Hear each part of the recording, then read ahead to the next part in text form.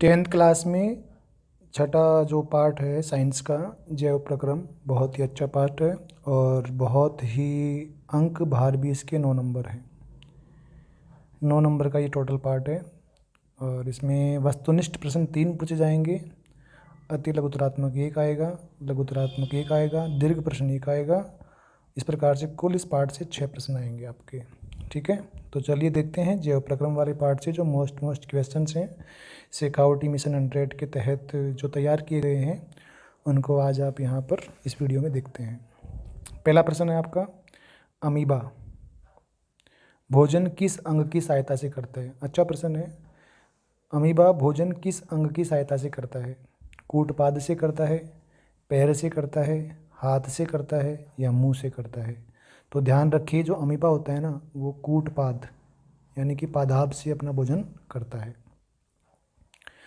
दूसरा क्वेश्चन है आपका, स्वपोषी पोषण के लिए क्या आवश्यक है? स्वपोषी पोषण, देखो स्वपोषी का अर्थ क्या होता है? जो स्वयं का पोषण खुद करते हैं। तो उनके लिए क्या आवश्यक है? CO2 है, जल, क्लोरोफिल, सूर्य का प्रकाश या सभी? तो स्वपोषी पोषण के लिए ये सारी चीज़ें आवश्यकता पड़ती हैं। कार्बन डाइऑक्साइड गैस भी, जल भी, क्लोरोफिल भी, सूर्य का प्रकाश भी। तो इस प्रकार आंसर क्या जाएगा? उपरोक्त सभी। तीसरा क्वेश्चन आपका, जैव उत्प्रेरक क्या है? जैव उत्प्रेरक अम्ल है, एंजाइम है, क्षार है या लवण है? तो जैव उत्प्रेरक का जो काम है वो होता है एंजाइम का। तो एंजाइम आपका क्या रहेगा? जैव उत्प्रेरक। चौथा क्वेश्चन आपका आहार नाल से संबंधित है। आपको पता है कि आहार नाल मुंह से स्टार्ट होती है, ग्रेसनी से स्टार्ट होती है और मतलब जो बड़ी आंत होती है वहाँ तक खत्म होती है। तो इसका सबसे लंबा भाग पूछ रहा है आपको, आहार नाल का सबसे लंबा भाग कौन सा होता है?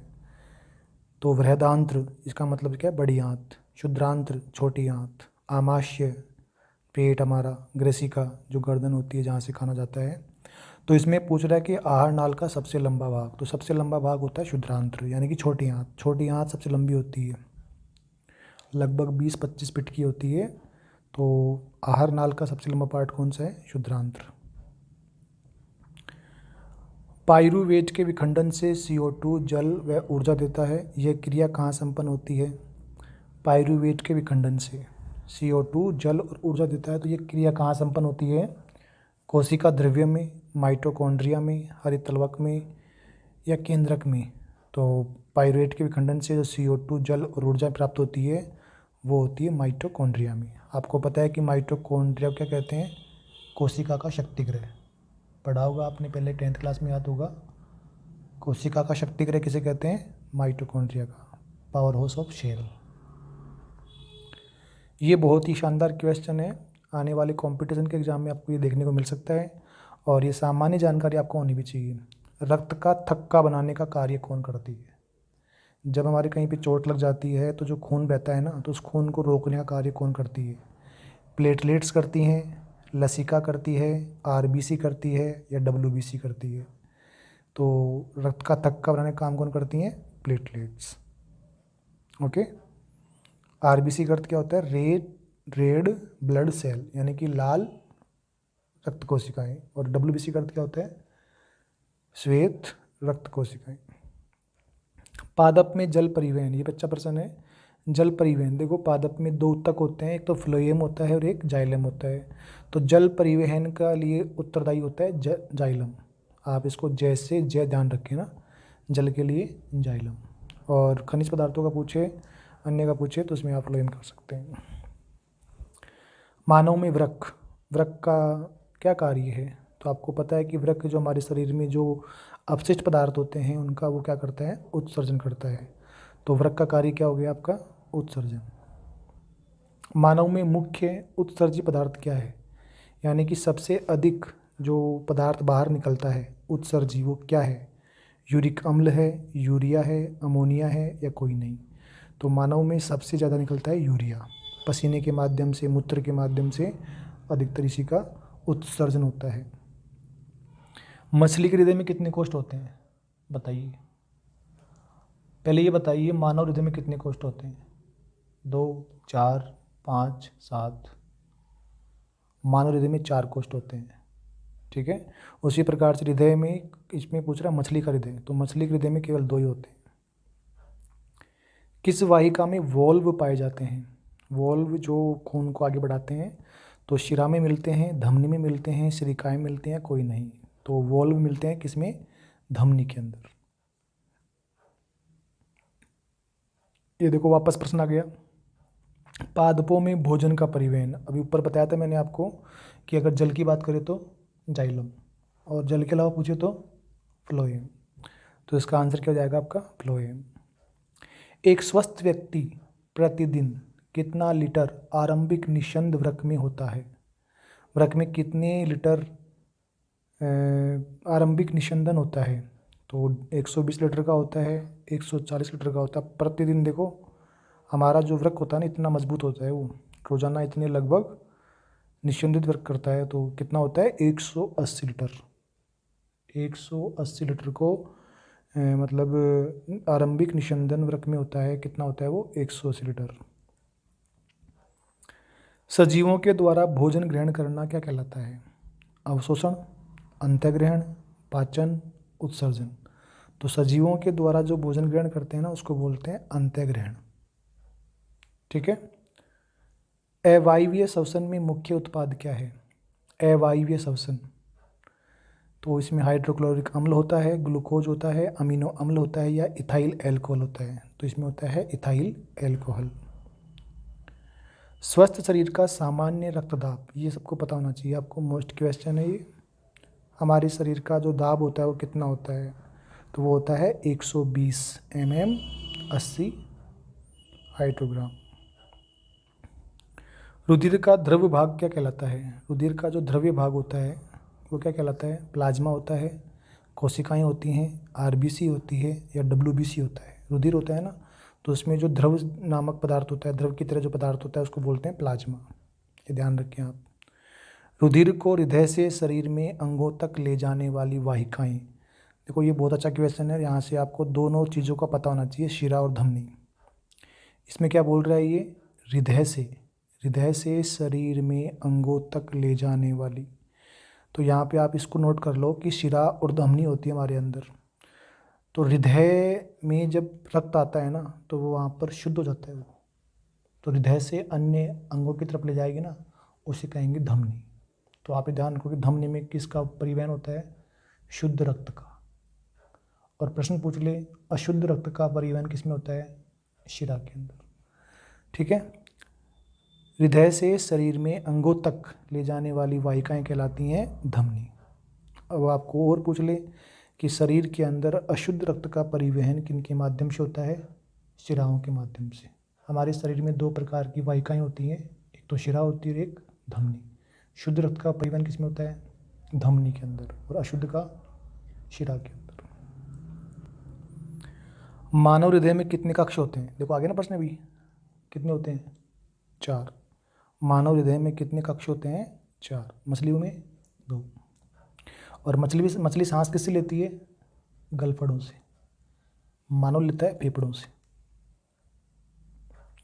फुफ्फुस के अंदर स्थित वाहिका जो छोटी छोटी नालिकाओं में विभाजित होकर अंतिम सिरे गुब्बारे जैसी रचना में अलंकृत होती है, उसे क्या कहते हैं? श्वसनी कहते हैं, श्वसनिकाएँ कहते हैं, या वायुकूपिका कहते हैं, या नासा छिद्र कहते हैं। अब देखो नासा छिद्र तो नाक में होते हैं, तो ये तो आंसर ही नहीं है। श्वसनी जिसमें श्वास की आदान प्रदान होता है उसको बोलते हैं। तो इसका सही आंसर है वायुकूपिका। फुफ्फुस के अंदर छोटी छोटी नलिकाएं होती हैं जो गुब्बारे नुमा को बनाती हैं संरचना। उस गुब्बारे नुमा संरचना को जो बनाती है उसे क्या बोलते हैं? वायुकूपिका। पत्तियों का रंग हरा, ये भी बहुत बार प्रश्न पूछ लिया। पत्तियों का जो रंग हरा होता है ना, क्यों होता है? वो होता है हरित लवक के कारण। किस कारण होता है? हरित लवक। पत्तियों में गैसों का आदान प्रदान कहाँ से होता है? रंध्रों के द्वारा। पत्तियों की जो सतह होती है उसके ऊपर छोटे छोटे रंध्र होते हैं, उन्हीं के माध्यम से पत्तियों में क्या होता है? गैसों का आदान प्रदान। क्षुद्रांत्र मैंने भी बताया था ऊपर। क्षुद्रांत्र का मतलब क्या होता है? छोटी आंत। क्षुद्रांत्र के आंतरिक स्तर पर अंगुली नुमा प्रवर्ध पाए जाते हैं। देखो ये छोटी आंत होती है ना, छोटी आंत का छोटा सा बनाते हैं ऐसे, तो इनके अंदर है ना ऐसे उंगली नुमा ये मिलती हैं अंदर, ये प्रवृत्त होते हैं ये। तो ये प्रवृत्त पाए जाते हैं, इन्हें क्या बोलते हैं? इनको बोलते हैं दीर्घ रोम। हमारे शरीर के अंदर खाने का जो पाचन होता है, उस पाचन में से जो एंजाइम्स होते हैं, जो उस पाचक में जो मतलब शरीर के लिए बेनिफिशियल जो फैक्ट होते हैं, बेनिफिशियल जो तत्व होते हैं, उनका ये क्या करते हैं? अवशोषण। तो जैसे मानो कि ये छोटी आंत का अंदर का पार्ट है, तो इसके सिरों पर यूँ होती हैं, वो उंगली नुमा होती हैं, अंदर की तरफ होती हैं, ठीक है। तो जब खाना इधर से गुजरेगा ना, तो इसमें से वो निकाल लेंगी जो अच्छे तत्व होते हैं, जो शरीर के लिए बेनिफिशियल तत्व हैं, उनको वो शोख लेती हैं, तो उसे बोलते हैं दीर्घ रोम। पाचन क्रिया में अवशोषण का सतही क्षेत्रफल बढ़ा देते हैं। कौन बढ़ा देते हैं? दीर्घ रोमी। क्यों? क्योंकि वो दीर्घ रोम उसमें से क्या करते हैं? भोजन में से जो तत्व होते हैं उनका अवशोषण करते हैं। श्वसन में ग्लूकोज का पाइरूवेट में विखंडन प्रक्रम क्या कहलाता है? जो प्रक्रम है वो कहाँ संपन्न होता है? कोशिका द्रव्य के अंदर। पेशियों में जमाव के कारण क्या होता है? दर्द। ये भी बड़ा अच्छा प्रश्न है, कई बार पूछ सकता है आपको कि हमारे शरीर में जब जकड़न होती है तो क्यों होती है वो? क्योंकि पेशियों में कौन सा अम्ल हो जाता है? लैक्टिक अम्ल। लैक्टिक अम्ल जब जमा हो जाता है तो उससे हमारे शरीर के अंदर पीठ में दर्द हो सकता है, आपके पाँव में दर्द हो, आपकी जांघों में दर्द हो सकता है, ठीक है। तो ये होता है किससे? लैक्टिक अम्ल से। लैक्टिक अम्ल किस में मिलता है? दही के अंदर। दही की कमी से या दही की अधिकता से। हाँ, जो लैक्टिक अम्ल का जमाव बोल रहा है, ये पेशियों में लैक्टिक अम्ल के जमाव के कारण क्या होता है? दर्द होता है। शुद्रांत्र फिर आ गया। शुद्रांत्र के द्वारा अवशोषित वसा का पाचन कहाँ होता है? वहन कहाँ होता है? वो होता है लसिका के द्वारा। कृत्रिम वृक्क द्वारा नाइट्रोजनी अपशिष्ट पदार्थों को रुधिर से अलग करना क्या कहलाता है? उसे बोलते हैं अपोहन। अपोहन क्या होता है? कृत्रिम वृक्क, यानी कि कृत्रिम वर्क होता है ना, उसको उसका यूज करके नाइट्रोजनी अपशिष्ट पदार्थों को रुधिर से अलग करते हैं, उसको बोलते हैं अपोहन बोलते हैं। ये यकृत से यकृत रस कैसा निकलता है? यकृत से जो रस निकलता है वो किस रंग का होता है? वो पीत रंग का होता है। यकृत एवं अग्नाशय दोनों अपने स्रावित रस कहाँ बेचते हैं? यकृत और अग्नाशय दोनों ही अपने जो रस निकालते हैं कहाँ बेचते हैं? छोटी आंत के अंदर, ठीक है। इस प्रकार से आपके मोस्ट क्वेश्चन थे। अब आते हैं अति लघुतरात्मक क्वेश्चन की तरफ। लारीय एमाइलेज का कार्य क्या है? जटिल मंड को सरल शर्करा में बदलना। ये काम किसका है? एमाइलेज का। प्रकाश संश्लेषण की अभिक्रिया को समीकरण लिखिए। तो ये उसका समीकरण है जो आपको क्लास में बता दिया गया होगा, नहीं बता दिया तो आप इसको तैयार कीजिए भाई। 6CO2 + 12H2 क्लोरोफिल या सूर्य का प्रकाश दोनों की उपस्थिति के अंदर फिर जो आपका उत्पाद बनता है वो बनता है C6H12O6 + 6O2 + 6H2। भोजन का पूर्ण पाचन कहाँ होता है? शुद्रांत्र में। तो सबसे इम्पोर्टेंट कौन है हमारे शरीर के अंदर? छोटी आंत। छोटी आंत के अंदर ही भोजन का क्या होता है? पाचन। रक्तदाब, ये अच्छा प्रश्न है, आगे आने वाले कॉम्पिटिशन में आपको ये प्रश्न मिल जाएगा। रक्तदाब मापने वाले यंत्र को क्या कहते हैं? रक्तदाब मापने वाले यंत्र को बोलते हैं स्पाइगमोमेनोमीटर। स्पाइगमोमेनोमीटर, इससे क्या नापते हैं? रक्तदाब। आरबीसी का रंग किस वर्णक की उपस्थिति से लाल होता है? हीमोग्लोबिन के कारण। आमाशय में पेप्सिन, देखो पेप्सिन एंजाइम है ये। पेप्सिन का काम क्या है? प्रोटीन का पाचन करना, वो भी पूरा नहीं, आंशिक। कौन से एंजाइम का काम है? पेप्सिन का। कहाँ मिलता है वो? आमाशय के अंदर। 2 एक कोशिकीय जीवों के नाम लिखो। ये मोस्ट प्रश्न है। एक कोशिकीय नहीं क्या है? यानी कि इनमें कोशिका एक ही होती है ओनली। तो 2 एक कोशिकीय जीव कौन से हैं? अमीबा और पैरामीशियम। पैरामीशियम और अमीबा क्या हैं? एक कोशिकीय जीव। द्वार कोशिकाओं का कार्य क्या है? तो पत्तियों में छिद्रों का खुलना और बंद होना, वो काम किसका होता है? द्वार कोशिकाओं का। जैसे हमारे शरीर के अंदर जो रोम होते हैं ना, वो रोम भी एक तरह के द्वार कोशिकाएं हैं। जब पसीना आता है तो वो पसीना बाहर निकल जाता है, लेकिन जो बाहर आया हुआ पसीना अंदर जाता है क्या? अपन जब नहाते हैं तो पानी अंदर क्यों नहीं जाता? क्योंकि बॉडी में छेद है ना से हर जगह। जब अपन भागते हैं, कूदते हैं, अपन कोई कुछ भी काम करते हैं तो पसीना नहीं आता क्या? अपने हर अंग से पसीना नहीं आता? नाक से, आँख से, गाल से, हाथों से, जांघों से, सब जगह पसीना आता है ना। इसका मतलब सब जगह क्या है? छिद्र है। लेकिन जब हम नहाते हैं तो वो पानी अंदर जा पाता है क्या? तो ये काम किसका होता है? द्वार कोशिकाओं का। वो खुलना और बंद करने काम करते हैं वो। क्षुद्रांत्र मतलब छोटी आंत। अब देखो इसमें क्या पूछ रहा है, क्षुद्रांत्र में प्रोटीन का पाचन कौन करता है? वो करता है ट्रिप्सिन। अभी ऊपर आया था पेप्सिन, वो करता है आमाशय के अंदर। आमाशय अलग होता है भाई। देखो आमाशय आपका ये, जैसे आपका ये पेट है, ये यहाँ से आप ये खाना खाए तो यहाँ पर आपको ये इस टाइप का मिलेगा आमाशय जुड़ा हुआ। इसी के साथ जुड़ी हुई होती है छोटी आंत। ये छोटी आंत है जो यहाँ पे कुंडली की टाइप में पड़ी रहती है, इस टाइप से, ठीक है। और फिर ये जुड़ी हुई होती है यहाँ पर बड़ी आंत से, और बड़ी आंत यहाँ इस टाइप से होती है, कुंडली मारे हुए। ये बड़ी आंत होती है इस टाइप से। तो ये बड़ी आंत का जो अंतिम शिरा होता है वो हमारा गुदा द्वार होता है, जहाँ पे मल का इकट्ठा होता है। तो इसमें क्या पूछ रहा है आपको? इसमें पूछ रहा है कि क्षुद्रांत्र में प्रोटीन का पाचन कौन सा एंजाइम करता है? तो छोटे आंत में करता है कौन भाई? छोटी आंत में तो करता है आपका ट्रिप्सिन। और ये आमाशय है ना, इसमें करता है कौन? पेप्सिन। यहाँ से खाना छोटी आंत में जाएगा ऐसे, ठीक है। यहाँ से वो खाना पचने के बाद में जो बचेगा अपशिष्ट, वो यहाँ पे इसमें आएगा अब बड़ी आंत के अंदर। तो बड़ी आंत के अंदर ही उस अपशिष्ट का पाचन होता है और उसमें से जल का निष्कासन हो जाता है, यानी कि जल को निकाल लेते हैं वो। और जल निकालने के बाद में वो जो आपका अपशिष्ट है वो जाकर नीचे यहाँ पे इकट्ठा हो जाता है, और सुबह आपको संकेत मिल जाता है कि खाली करना है इसको। ये हमारे शरीर की प्रक्रिया है।